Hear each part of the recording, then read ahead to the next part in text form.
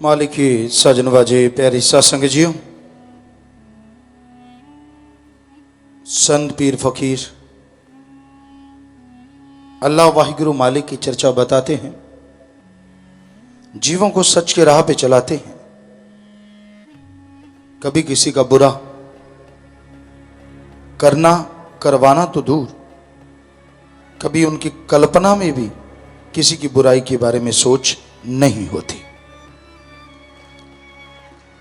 संत जहां भी होते हैं और सबकी मांगत खैर, सबों से हमारी दोस्ती नहीं किसी से बैर। जो राम से अल्लाह वाहिगुरु गौड़ खुदा रब से प्यार करेगा, वो उसकी औलाद से नफरत कैसे कर सकता है। संतों का काम सबका भला मांगना ही नहीं बल्कि भला करना भी होता है। हर किसी का भला करते हैं, भला करने की प्रेरणा देते हैं। आज का दौर घोर कलयुग का समय है, माया रानी प्रधान है। हम ये नहीं कहते कि पैसा कमाना नहीं चाहिए, पैसा कमाओ,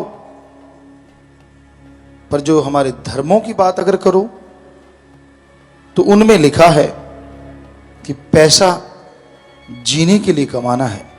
कमाने के लिए अगर जीने लग गए तो दुखी परेशान हो जाओगे। आपके बाल बच्चे हैं, परिवार है, उनकी अच्छी परवरिश करनी है। आप मेहनत करो। हिंदू धर्म कहता है कड़ा परिश्रम करो, सिख धर्म कहता है दशानुवादी किरत करो, इस्लाम धर्म कहता है हक हलाल की रोजी रोटी खाओ, इंग्लिश फकीर कहते हैं हार्ड वर्क करो, शारीरिक चाहे दिमागी, पर अच्छे कामों में आप मेहनत करके खाइए, कमाइए, कोई रोक टोक नहीं। किसी का हक मार के ना खाओ, ठगी बेईमानी भ्रष्टाचार से ना खाओ। ये इससे पैसा आता जल्दी,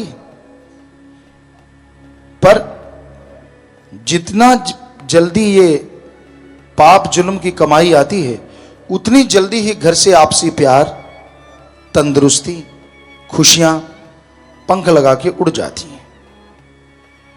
कबीर जी ने लिखा, माया होई नागनी और जगत रही डहकाए, जो इसकी सेवा करे उसको ही ये खाए। पाप जुल्म की कमाई नागनी की भांति है। आप उसका प्यार करें, लाड करें, और वो लाड लाड में डंक चला दे, आपका तो काम हो गया। तो उसी तरह इस पाप जुल्म की कमाई का कोई भरोसा नहीं, कब दगा दे जाए, कब इंसान को गुमराह कर दे, कब खत्म कर दे। इसलिए मेहनत की करो, हक हलाल की रोजी रोटी खाओ। मेहनत की कमाई इंसान को सुखी कर देती है। मेहनत की कमाई इंसान को वो आनंद बख्शती है, वो खुशी बख्शती है जिसकी कल्पना नहीं की जा सकती। इसलिए मेहनत की करके खाने वालों को मालिक तमाम बरकतें देता है, खुशियां देता है। आपको एक बात सुनाते हैं जो 100% सच है, काफी पहले की। एक बादशाह था जो हक हलाल की कड़ा परिश्रम करके खाता था। अपने ओम हरि राम अल्लाह गॉड को याद करता था, मेहनत की कमाई करता था। यानी वो राजा महाराजा था, लेकिन खुद के खाने के लिए थोड़ी सब्जियां लगा ली, कुछ ऐसा होमवर्क, कुछ भी काम करता था तो उससे खाना खाता था। उसका एक नौकर था, सिर्फ एक नौकर। वैसे तो बादशाह के जितने नौकर थे वो तो रियाए प्रजा के लिए थे, उनको वो तनख्वाह देता ही देता था, पर एक नौकर उसके खुद के लिए था। तो उसको तनख्वाह देता था, पर बहुत देर से तनख्वाह नहीं दे पाया क्योंकि कमाई नहीं कर पाता था, दुनिया में लगा रहता था, दुनिया के काम धंधों में। तो एक दिन एक पत्र आया, खत आया उस नौकर के घर से कि भाई तेरी बेटी की शादी है। उनको यह था कि ये तो बादशाह का खास नौकर है कि बहुत पैसा लेके आएगा, कि आप आना, सामान ये लेके आना, फलां लेके आना। अब नौकर क्या सोचने लगा, इनको क्या मालूम, मेरी तो 6 महीने की तनख्वाह बादशाह ने नहीं दी, हम तो खाने के ऊपर गुजारा करते हैं। तो फिर भी उसने सोचा बादशाह देगा, चलो खजाने से दे देगा। उसने हाथ जोड़े, बादशाह सलामत, मेरी बेटी की शादी है, तो मुझे तनख्वाह दे दीजिए और भी कुछ दे दीजिए।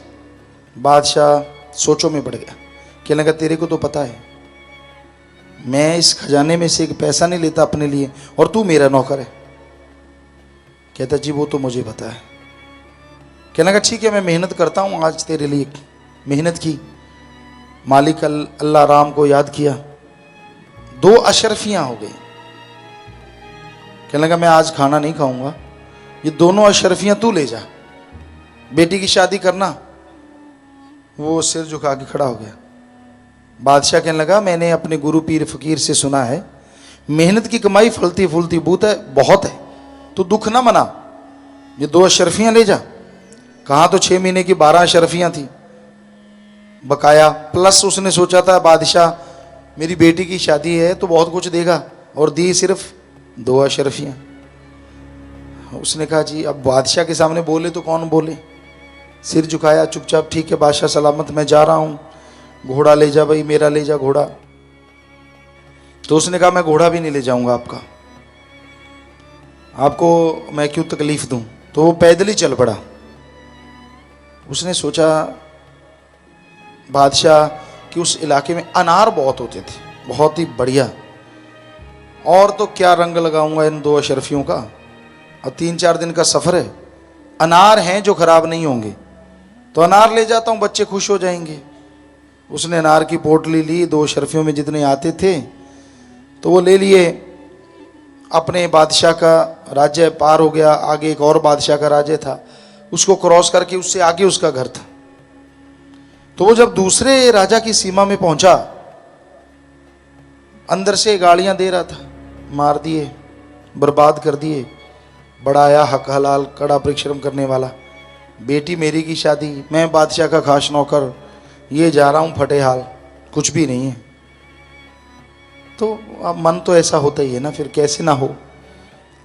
वहाँ पहुँचा तो डिंडोरा पीटा जा रहा था कि कोई बादशाह की बेटी को बचाए, उसको बादशाह बहुत इनाम देंगे।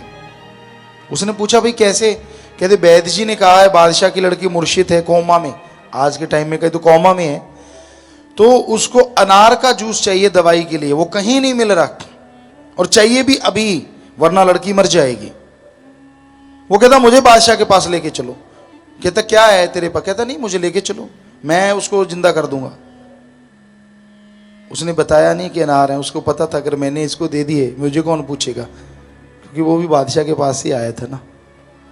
नंबर बनाने वाले नंबर बनाते हैं, ये थोड़े बताते मुझे फलां आदमी ने सलाह दी थी, वो तो कहते मैंने ये किया, ये नहीं बताएंगे कि मुझे उसने बताया था। हर जगह है ऐसा, आज भी है। तो वो कहता ना मैं जिंदा कर दूंगा। उसको ले गए और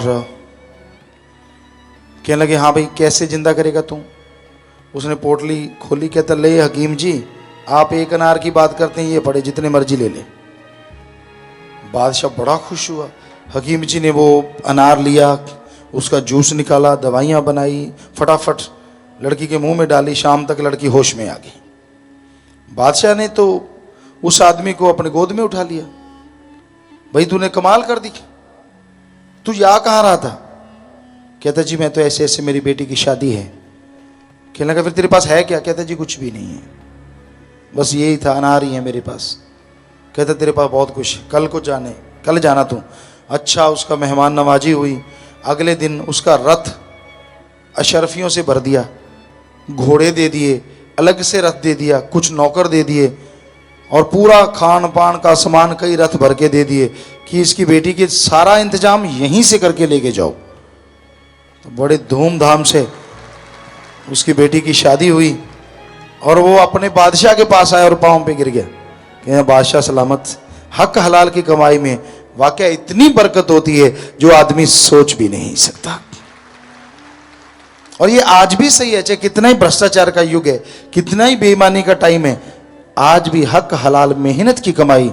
हमने अपनी आंखों से हमारे पिताजी जिन्होंने हमें जन्म दिया, जन्मदाता, उनको कमाते देखा, उनको यही कमाई करते।